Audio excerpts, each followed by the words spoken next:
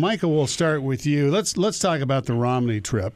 Was that the media once again blowing all out of proportion his stumbles over there, or is he simply not very presidential yet?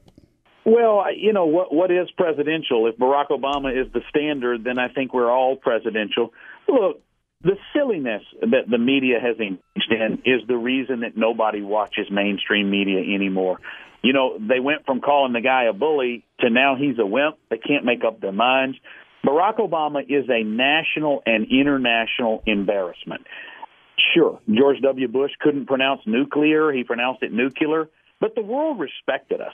And under Barack Obama, and when Mitt Romney is elected, he wasn't my first choice, but Lord knows he'll be an improvement over this embarrassment of Barack Obama. Barack Obama is respected throughout the world, and we are better respected. You don't have your numbers right. And, of course, it was a disaster for Mitt Romney. When you have Karl Rove panning it and Charles Krauthammer can't find the adjectives to explain how bad it was bad. He offended Britain. He offended the Palestinians. And, by the way, he did say their GDP, lower GDP, was tied to culture on Sunday, reversed himself on Tuesday, say he didn't say it, and yesterday he repeated it. The problem over there is he's trying to appeal to his right-wing base and, attack Iran.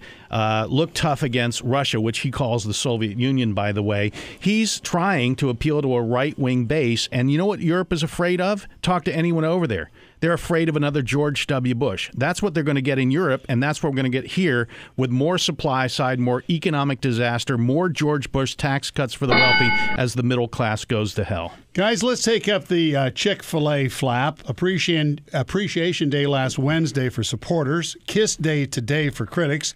What's the takeaway, or should I say takeout message? Carl? Well, we've been having fun with it, and I think Chick-fil-A can do what they do with their business, and we had our callers call in with some suggestions, and I think the Pray Away the Gay Filet was a good one. The Bucket of Angry White Meat, there's another good one. But look, Dan Cathy is the CEO of that company. He can have any view he wants, but understand if he's got a view which enters into social and political realm, he may pay the price, and he may get some benefit out of it. But the truth is, here's the point. We're not talking about anything that's going to change Dan Cathy's religion.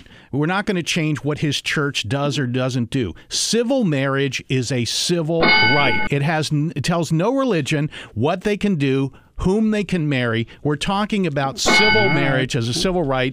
It is a separation between church and state, and Mr. Cathy ought to understand that. Michael?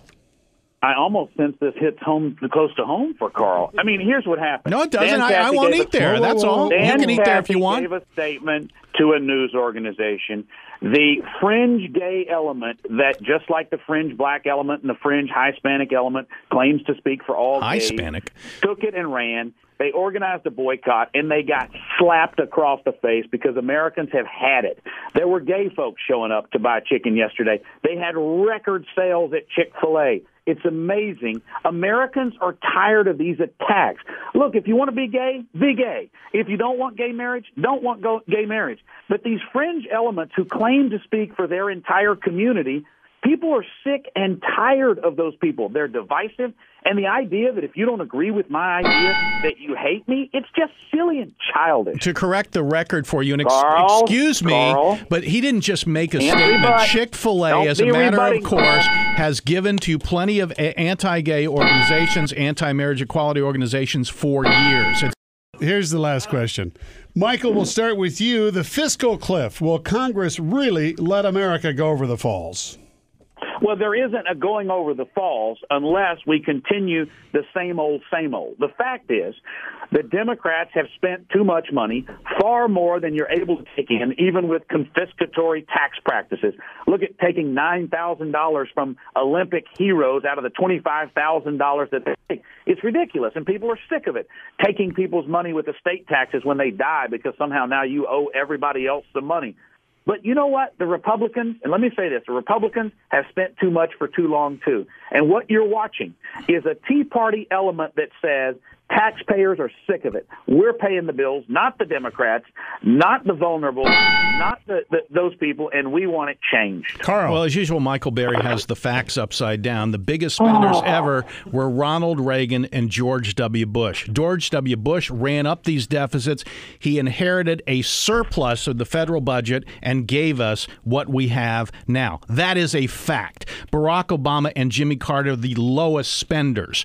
What we're asking for to reduce the deficit is for people making the top 1% or 2% to pay their fair share. Americans overwhelmingly are for this, and Republicans, again in the House, voted that down. They want to continue tax breaks for the wealthy when the middle class is getting hammered. It is a winning policy for this president. The polls show it overwhelmingly. It probably will be the decider for Obama in this election. Carl, Michael, thank you.